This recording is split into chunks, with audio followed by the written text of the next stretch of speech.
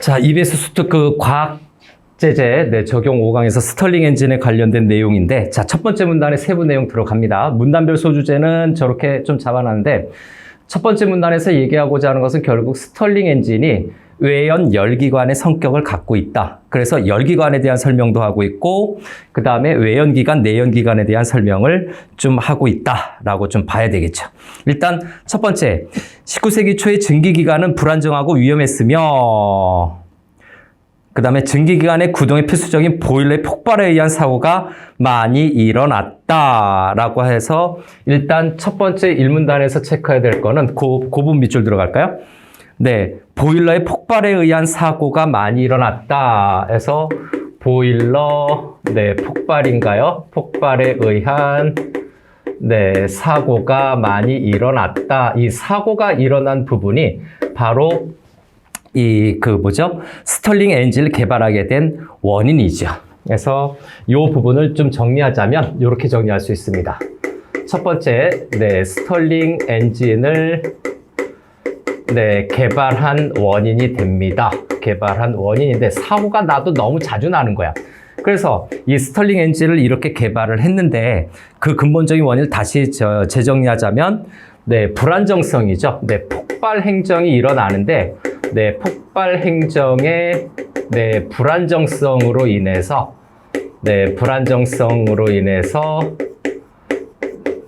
결국은 스털링 엔진을 만들어냈다. 이렇게 평가해 볼 수 있어요. 스코틀랜드에 목사였던 스털링은 목사님이셨네요. 증기기관을 대체하기 위해 새로운 형태의 엔진 제작에 심혈을 기울였으며 1818년 당시로는 획기적인 스털링 엔진이라는 보일러의 사용이 필요치 않은 외연 열기관에서, 두 번째는 보일러의 사용이죠. 보일러의 사용이 필요하지 않은인가요? 필요치 않은, 밑줄 들어가세요. 필요치 않은 외연 열기관이라고 되어 있네요. 외연 열기관까지 쭉 밑줄 들어갑시다. 핵심이죠. 보일러 사용 안 해요. 그래서 보일러 사용을 안 하고, 그 다음에 외연 열기관에 해당이 된다라고 하는 이 두 가지 큰 특징을 잡아야 되는데, 이것이 바로 우리 좀 전에 봤었던 이것이 스털링 엔진의 특징이죠. 스털링 엔진의 특징이 보일러 사용 안 한다, 외연 열기관의 성격을 갖고 있다. 그걸 개발했어요. 열기관이란 열을 일로 변화시켜 동력을 얻는 장치라고 해서, 세 번째는 열기관에 대한 설명이 있는데, 이 열기관에 대해서 네모칸 쳐놓고 열기관의 첫 번째 개념을 설명하고 있죠. 개념 제시를 하고 있어요. 왜냐하면 스털링 엔진이 외연 열기관이라고 되어 있으니까 열기관이 무엇인지를 좀 설명해 주는 거죠. 그래서 개념을 제시했다 해서 이거 내용 전개 방식은 뭡니까? 정의 방식을 사용하고 있죠. 정의 방식이 내용 전개 방식상의 특징입니다. 내용 전개 특징이 정의 방식을 사용하고 있다. 자, 됐습니까? 그 다음에 일컫는다. 열기관에는 가솔린 기관, 디젤 기관 등과 같이 실린더 내부에서 열을 발생시켜 동력을 얻는 내연 열기관과 증기기관 스털링 엔진처럼 엔진 밖에서 열을 공급하여 동력을 얻는 외연 열기관이 있다라고 해서 열기관에 대해서 분류를 하고 있죠. 자, 그래서 첫 번째가 내연 열기관. 자, 이 부분은 외연 열기관의 성격을 잇는 예를 설명하려고 지금 열기관에 대한 개념을 보충해서 설명해 주는 거예요. 그래서 내연 열기관.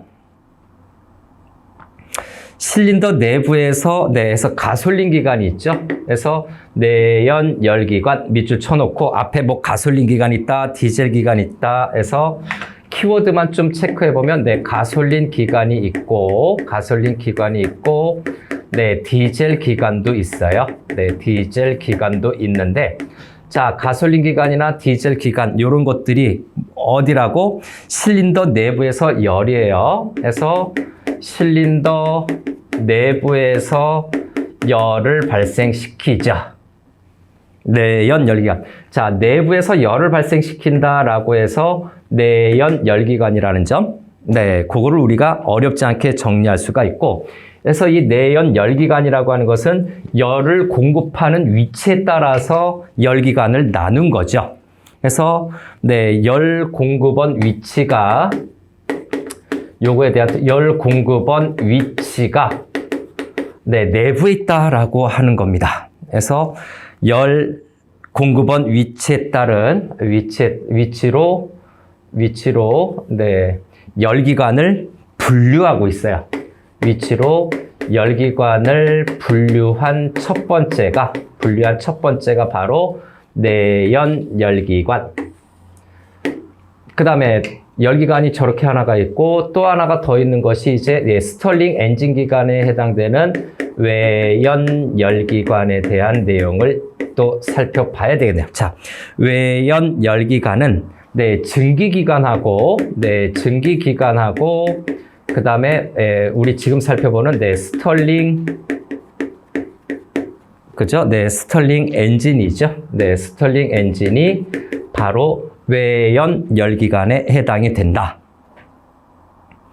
그죠? 그래서 엔진 밖에서 열을 공급하여 동력을 얻는, 그래서 저기 있는 거죠. 그래서 실린더 외부인가요? 그래서 엔진 밖에서 열 공급, 이렇게 할게요. 엔진 밖에서 열을 공급한다라는 점이죠. 이 실린더 바깥에서 열을 공급한다, 이렇게 볼 수가 있겠네요. 그래서 이 부분 바로 외연 열기관이 네모칸 치고 별표 쳐야 되겠죠. 그리고 스털링 엔진이라고 하는 부분이 나오면 거기다 이제 연결해야 되겠습니다. 그래서 외연 열기관, 여기 있는 것처럼 열 공급 위치로 열기관을 분류했습니다. 열기관 분류한 내용 두 번째가 되죠. 저기 소주제 먼저 썼지만 스털링 엔진은 외연 열기관이에요. 여기 있죠. 스털링 엔진 여기 있습니다. 그래서 외연 열기관에서 스털링 엔진으로 화살표 연결하면 되겠죠. 그 다음요, 열기관에 대해서 정의도 있지만 또 한편으로 보니까 이거 자세히 나눴죠. 내용 전개 방식으로 보면 내용 전개 방식으로는 정의도 있고 여기다 플러스가 들어가야 돼요. 세 번째 분류도 있고 예시도 들고 있네. 그래서 정의, 분류, 예시 방식으로 내용이 전개되고 있다라는 점. 아무래도 비문학적인 글이니까 저런 내용 전개 방식도 체크해야 될 것 같습니다. 첫 번째 문단 마무리. 다시 한번 얘기하지만 스털링 엔진 기관은 외연 열기관에 속한다라는 얘기죠. 스털링 엔진 별표 쳐놓고 요것이 중심 화제예요. 여기서 중심 화제 이야기거리죠. 주된 설명 대상이겠죠. 중심 화제 제시했습니다. 다음에 2문단으로 넘어가겠습니다. 그래서 2문단 넘어가서 또 어떤 내용이 있는지 체크해 보겠습니다. 2문단의 내용. 자, 스털링 엔진은 다음과 같은 원리로 작동이 된다. 그래서 스털링 엔진의 작동 원리죠. 실린더와 피스톤으로 이루어진 공간 내에 수소나 헬륨 등의 작동 기체를 두고 외부에서 이를 가열하거나 냉각인데 이 부분은 두 번을 정리하게 될 거예요. 그래서 작동 원리가 되는 거죠. 작동 원리에 관련돼서 작동 원리에서 핵심은 기체를 가지고 외부에서 가열하거나 냉각한다라고 해서 외부에서 가열하거나 또는 냉각을 한다라는 점이 첫 번째 내용이 되겠죠. 가열이나 냉각한다. 그래서 이 부분을 보면 자, 외부라고 하는 이 부분 때문에 이것이 스털링 엔진 기관이 외연 열기관에 속하는 이유가 됩니다. 자, 작동 원리 이 부분에서 스털링 엔진이 외연 열기관에 속하는 이유가 되는 거죠. 속하는 이유를 제시하고 있어요. 바로 외부에서 가열하거나 냉각한다라는 점. 그죠? 다시 얘기하자면, 이유를 다시 정리하자면, 열 공급원이 외부에 있다. 이렇게 말을 다시 정리할 수 있죠. 외부에 있다. 작동 원리 부분에서. 자, 계속해서 작동 원리 볼게요. 네, 냉각하면 작동 기체의 팽창과 수축이죠. 네, 팽창과 수축에 따라 피스톤이 움직여 동력이 발생하게 된다. 해서 화살표 계속 이어야 되겠죠. 네, 팽창과 네, 수축인데 팽창과 수축은 어이구, 네모칸 들어가야 되겠죠. 팽창과 수축, 네모칸. 이것이 가장 핵심적인 동력의 핵심일 것 같습니다. 지금까지 읽어보니까 팽창과 수축. 그래서 요 팽창과 수축이라고 하는 것은 스털링 엔진에 있어서 보면 네, 팽창과 수축 그다음에 동력의 발생인가요? 이렇게 화살표에서 네, 동력 발생 이렇게 좀 과정을 체크해 보면 작동 원리에서 네, 팽창과 수축이 아주 중요하다. 바로 이것이 네, 팽창과 수축이 바로 동력원이다라고 얘기를 합니다. 이것이 네, 동력원에 해당이 되고 1번 동력원이 바로 팽창과 수축에서 나타난다. 그 다음에 이 팽창과 수축이라고 하는 것은 네, 작동 기체의 작동을 하는 거죠. 작동 기체의 네, 성격이 있다라는 점, 네, 작동 기체의 성격을 네, 여기에서 드러내고 있다. 자, 작동 기체의 성격이 있다. 요거를 좀 정리해 둡시다. 네, 별표 쳐놓고요. 자, 작동 원리에 대해서 그렇게 문장을 좀 정리했고, 그 다음 계속해서 열을 가해 팽창한 작동 기체로 한 작동 기체는 처음 상태로 돌아오면서 남은 열을 방출한다. 그래서 하나 더 들어가 동력 발생, 그 다음에 네, 화살표로 가야 되나요? 그 다음에 일을 하게 되고요. 그 다음에 남은 기체 하고 방출하는 남은 기체를 방출을 한다라는 과정까지도 잘 알아둘 필요가 있네요. 남은 기체를 네, 방출한다. 이 순환 과정에서 이게 하나의 순환 과정이 되는 거죠. 네. 그래서 이 순환 과정에는 기관이 공급받은 열로 일을 하고 남은 열은 방출하여 다시 처음 상태로 돌아오기 때문에 한 순환 과정이 끝난 후 내부 에너지 변화는 없다. 자, 그래서 두 번째는 한 순환이에요. 하나의 사이클이라고도 얘기하죠. 한 순환 과정, 밑줄 들어가야 돼요. 한 순환 과정이 끝난 내부 에너지 변화는 없다. 내부 에너지, 그죠? 내부 에너지 이렇게 하겠습니다. 내부 에너지 변화가 없다라고 얘기를 하는데 이걸 다시 재정리하면 자, 순환 과정이 끝난 내부 에너지예요. 에너지죠. 순환이 끝난 에너지는 변화가 없다라고 하는 거를 기억해 둡시다. 말을 이게 문제화 시켜서 보면 요거는 네, 첫 순환의 에너지가 다시 한번 첫 순환 에너지 사이클이라고도 얘기하죠. 첫 순환 에너지는 마지막 순환을 끝마친 후의 에너지하고도 같습니다. 순환 후의 에너지, 순환이 끝난 거죠. 순환 마친 후, 끝난 후, 순환 끝난 후로 할까요? 순환 끝난 후 에너지가 서로 같습니다. 다시 한번 첫 번째 순환한 것과 순환이 끝난 후의 에너지 양이 똑같다. 여기가 5면 여기도 5예요. 여기가 10이면 여기도 10이다. 이런 뜻이죠. 이 부분을 또 다른 말로 뭐라고 하느냐? 이 부분에 대해서 각각을 할 때 내부 에너지, 자, 그래서 네, 내부 에너지가 역학적으로 평형 상태를 이루고 있는 거죠. 그래서 다시 한번 그래서 내부 에너지가 요거는 내부 에너지가 역학적으로 평형을 이루고 있는 상태다. 평형 상태라고 체크해 볼 수도 있겠습니다.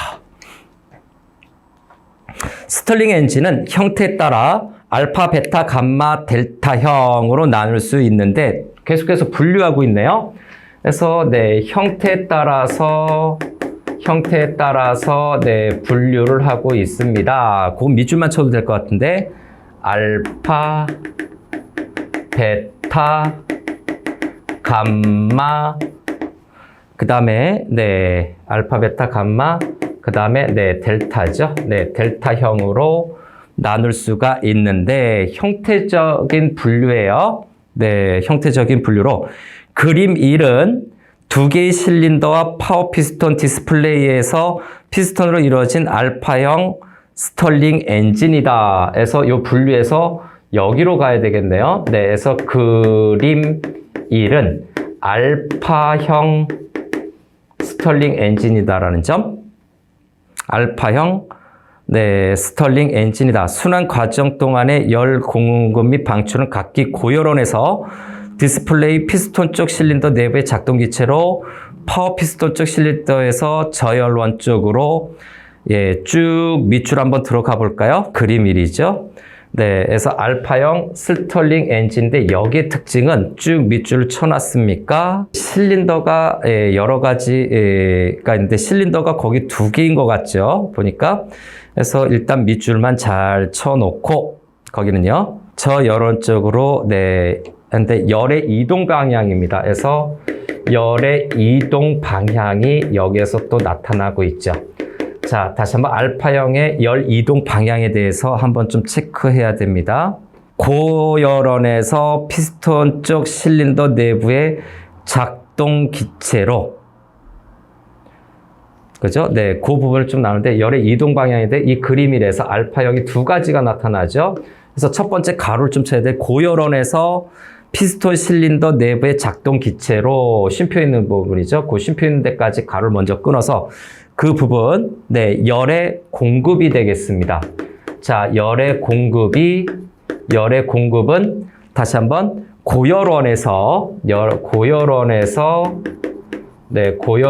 어디로? 디스플레이에서 피스톤 쪽 실린더 내부의 작동 기체로 해서 네, 작동 기체로 이렇게 되어 있는 부분, 쉼표되어 있는 거 가로 닫고 그 다음에 또 하나 더 있죠. 네, 열의 공급이 있는 부분에 또 하나 파워 피스톤 쪽 실린더에서 저열원 쪽으로 하는 부분이죠. 열의 방출입니다. 그건요. 열의 방출. 색깔 바꿔서 안 썼어요. 열의 방법 아니고 열의 방출이죠. 자, 열의 방출은 자, 거기 파워 피스톤 쪽이에요. 파워 피스톤 쪽에서 어디로? 네, 저열원 쪽으로. 네, 저열원. 요렇게 가로 나눠서 밑줄만 잘 쳐놓고 중간에 화살표 합니다. 그래서 순서, 이게 공급이냐, 방출이냐라는 것을 좀 구분해 놓을 필요는 있어요. 열의 공급이냐, 방출이냐라고 하는 거를 좀 구분할 필요가 있습니다. 이 문단에서 가령 하는 부분은 또 예시가 나타나고 있고, 그래서 내용 전개 방식에서 분류도 있지만 여기 예시를 또 사용하고 있어요. 마지막 부분에서 예시 사용하고 있고, 화력반전소 폐열, 쓰고 난 열을 이용하여 스털링 엔진을 작동하고 남은 열이 호수에 물로 빠져나간다면 발전소의 폐열이 고열원이며 호수의 물이 저열원이다. 해서 발전소의 폐열이 고열원 밑줄 열공급입니다. 발전소의 폐열이 고열원 열공급, 호수의 물 열방출이죠. 자, 두 번째 문단도 그렇게 마무리를 할게요. 두 번째 문단 마무리. 자, 이제 세 번째 문단으로 가면 좀 기네요. 세 번째 문단이 비교적 길어요. 최대한 간단하게 요건 압축하는 방식으로 좀 들어가 보겠습니다. 세 번째 문단. 스털링 엔진의 열역학적 과정이라고 소주제를 체크했을 거예요. 네, 첫 번째부터 네, 바로 체크 들어갑니다. 자, 파워 피스톤에 관련된 내용이 나오고 있죠. 네, 파워 피스톤. 간단하게 좀 여긴 줄일게요. 다시 한번 파워 피스톤.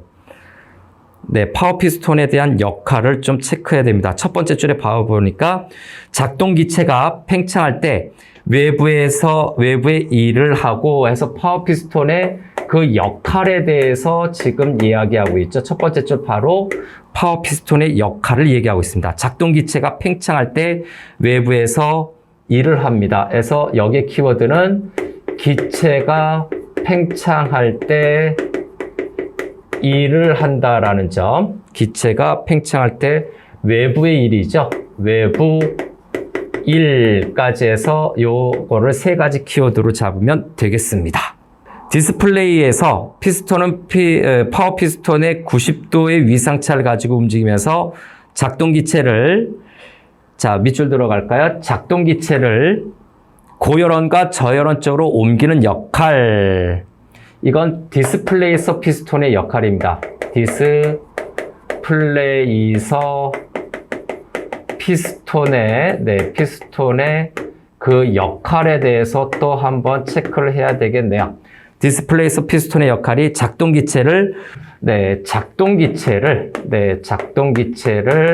어디에다가 고열원과 저열원 쪽으로 옮기는 역할이죠. 그래서 고열원, 저열원 여기에 각각 옮겨지는 거네요. 이렇게 또 밑줄 쳐서 정리.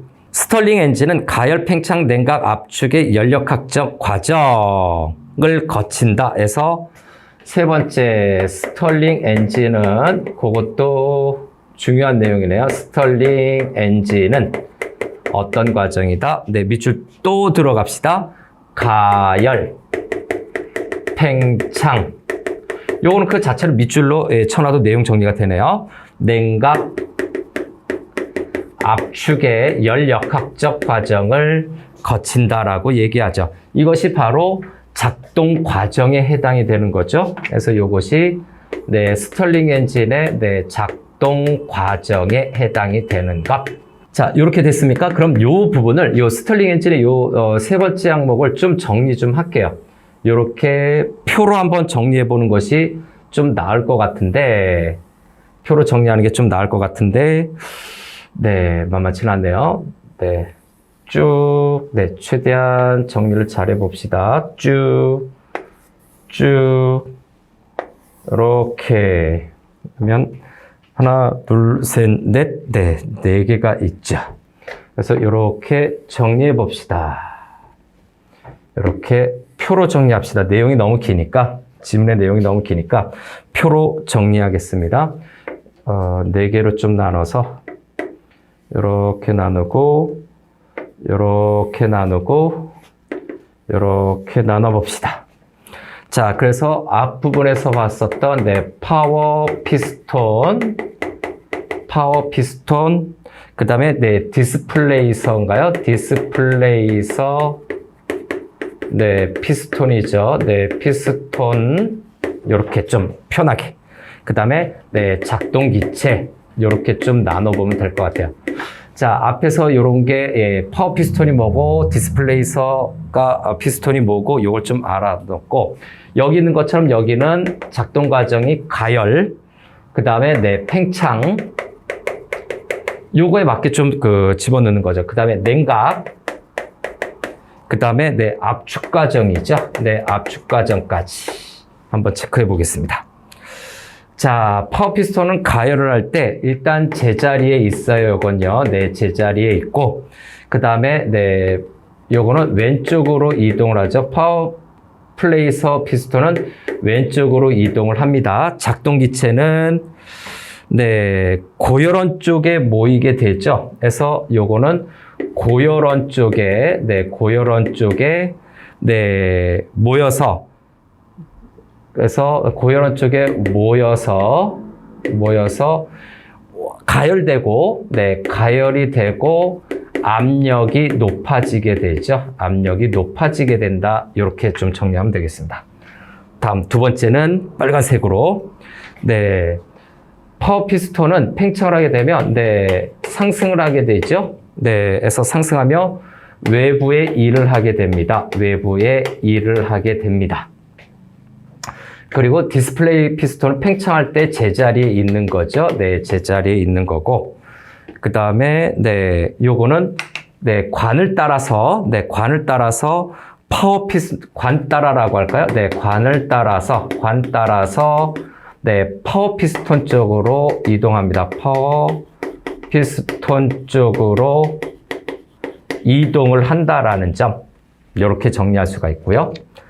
다음에 냉각 파트는 파란색으로 네, 냉각이니까. 일단 제자리에 있고요. 네, 파워 피스톤은 냉각할 때 제자리에 있고, 디스플레이, 플레이스 피스톤은 이때는 이제 오른쪽으로 이동합니다. 오른쪽으로 이동.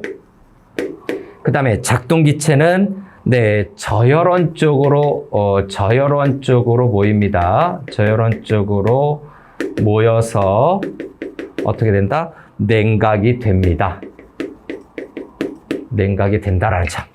그 다음에 압축, 노란색으로 그럽니다. 자, 요 압축은 플라이휠의 회전 관성이 있어요. 플라이휠의 회전 관성. 네, 회전 관성. 네, 요거 회전 관성이에요. 회전 관성이 있고, 그 다음에, 결국은 하강한데, 네, 냉각된 기체 부피가 있어서, 네, 기체 부피가 감소가 되죠. 네, 부피가 감소돼서 하강하게 됩니다. 이렇게 점을 좀 찍어 놓을까요? 구분하기 위해서. 냉각 기체의 부피가 감소하기 때문에, 네, 파워 피스톤은 압축 과정에서 하강을 하게 되고, 네, 해서, 디스플레이 피스톤은 여기에서 제자리입니다. 네, 제자리인데 특징이 뭐냐면, 네, 고혈원에서 전달하는, 네, 고혈원에서 전달되는, 네, 열이 차단되는 거죠. 열이 차단된다라고 하는 특징도 알아둘 필요가 있어요. 그 다음에, 예, 작동 기체는 압축 과정에서, 네, 냉각이 된다라는 점이죠. 냉각이 된답니다. 3문단의 네 번째 내용. 자, 스털링 엔진의 사행정 과정을 체크하겠습니다.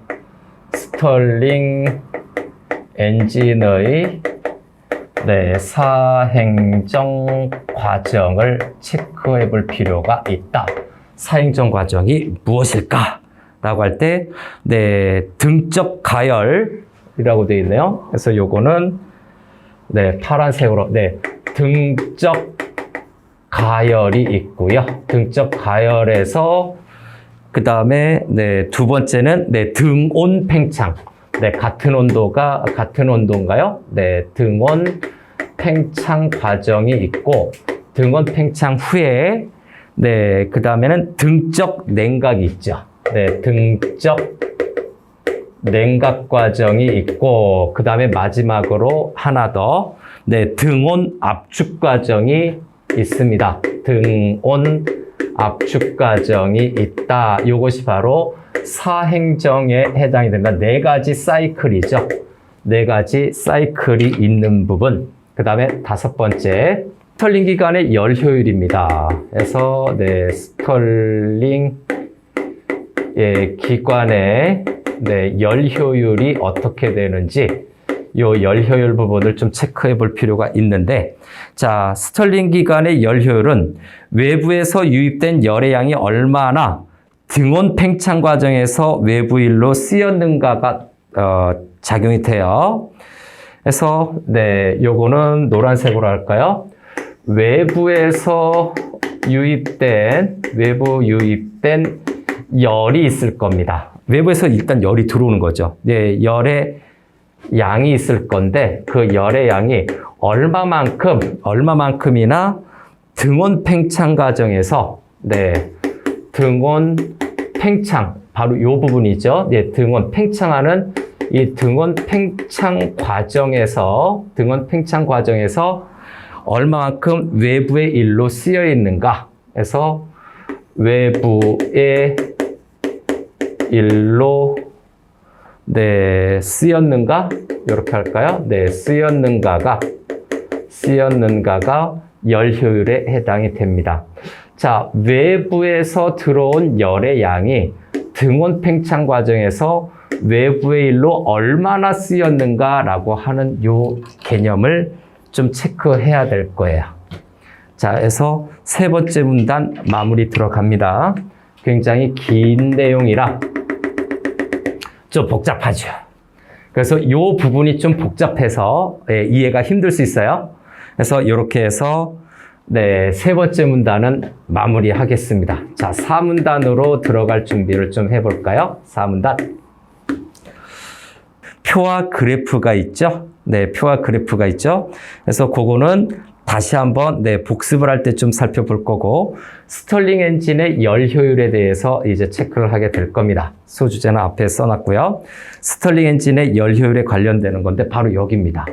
스털링 기관의 열 효율에 관련돼서 좀 더 자세히 풀어서 설명해 주고 있죠. 그래서 첫 번째는 스털링 탈자로 보이래요. 자, 스털링 엔진이죠. 네, 스털링 엔진에 쓰인 기체, 작동 기체 있죠? 네, 기체의 변화 과정에 대해서도 설명을 하고 있습니다. 기체 변화. 일단 어떻게 된다? 공기가 유입이 될 거예요. 네, 공기가 유입이 되면 열 효율이 일단 떨어지게 됩니다. 열 효율 감소가 되겠죠. 떨어지게 되고, 열 효율이 감소가 되면 또 수소를 쓰게 되나요? 네, 수소를 쓰게 되면은 어떻게 된다? 이때는 폭발의 위험이 있어요. 뻥 하고 수소 자동차들 폭발하기 쉽잖아요. 폭발의 위험성이 있게 됩니다. 스털링 엔진에 쓰이게 되면. 그래서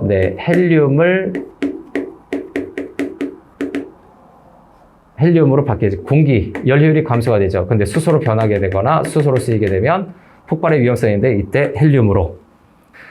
작동 기체가 처음에 공기가 쓰였는데 수소로 쓰이다가 폭발의 위험성 때문에 이렇게 바뀌었다. 그 다음에 첫 번째 문장에 있는 그림 2에 관련된 설명인데, 기체의 압력과 부피와의 상관관계를 좀 체크하겠습니다. 자, 그런데 두 번째로 체크해야 될 건, 열역학에서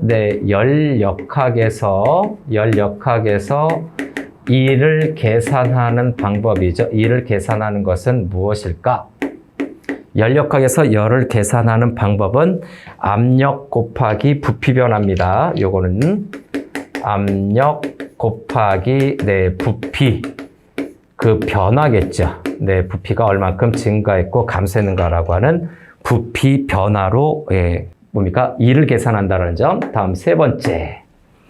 그림 2에 관련된 거죠. 이상적인 스털링 엔진의 작동 기체의 부피와 압력 관계죠. 자, 이상적인 스털링 엔진인가요? 스털링 엔진의 작동 기체의 부피와 압력 간의 관계죠. 핵심은 요거예요. 부피와 옆쪽으로 갈까요? 이 그림에 관련된 부피와 압력 간의 관계를 압력 간의 관계 이렇게 한번 좀 정리해 보겠습니다. 어이구 길다. 그래서 부피와 압력 간의 관계가 어떻게 되는지 좀 정리를 해보면 여기다 1번을 좀 잡아볼까? 1번 이렇게 잡아와서 과정 2가 있을 거예요. 과정 2 요거 색깔 바꿔볼까요? 자, 그래서 과정 2라고 하는 요 부분이에요. 과정 2. 자, 과정에 곡선에 있는 곡선의 아래 면적이에요. 곡선의 아래 면적. 과정에서 나타나는 곡선 아래 면적. 이것이 바로 외부에 일하는 양이죠. 일해 주는 양. 이렇게 해봅시다. 일해 주는 양. 다음에 이제 2번으로 가서 과정 4가 있네요. 그래서 과정 4 요거는 색깔 바꿔서 노란색으로 한번 해보겠습니다. 과정 4. 자, 과정 4. 과정 4에는 곡선 아래 면적이죠. 요것도요. 곡선 아래 면적이 무엇을 의미하는가라고 봤을 때 요거는 자, 외부에서 받는 일의 양이죠. 그래서 외부에서 받는 일의 양에 해당이 된다. 이렇게 일단 정리해 둡시다. 자, 네 번째 문단에서 도형의 내부 면적이 있을 거야. 그래서 3번에서 도형의 내부 총 면적이 있죠. 도형의 그 내부 면적을 뭐라고 또 정리할 수 있을까? 도형의 내부 면적은 스털링 엔진이 하는 일의 양이에요. 그래서 요거는 네, 스털링 엔진이 하는 전체적인 일의 양에 해당이 된다. 이렇게 정리할 수가 있습니다.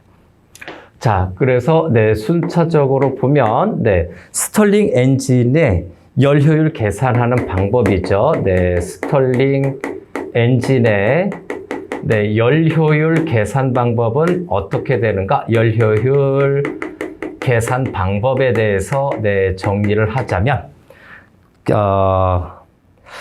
이렇게 됩니다. 1회 사이클 동안 스털링 엔진이 한 일이죠. 그래서 요거는 이렇게 1회 사이클이죠. 네, 하나의 순환이죠. 1회 사이클 동안 스털링 엔진이 한 일이 있을 거야. 한 일. 요거를 나눠줘야 됩니다. 이 한 일을. 자, 스털링 엔진이 한 일이 있을 거야. 1회 사이클이라고 하는 특수 조건이 있는 거고요. 이거를 뭘로 나눠준다? 외부에서 투입된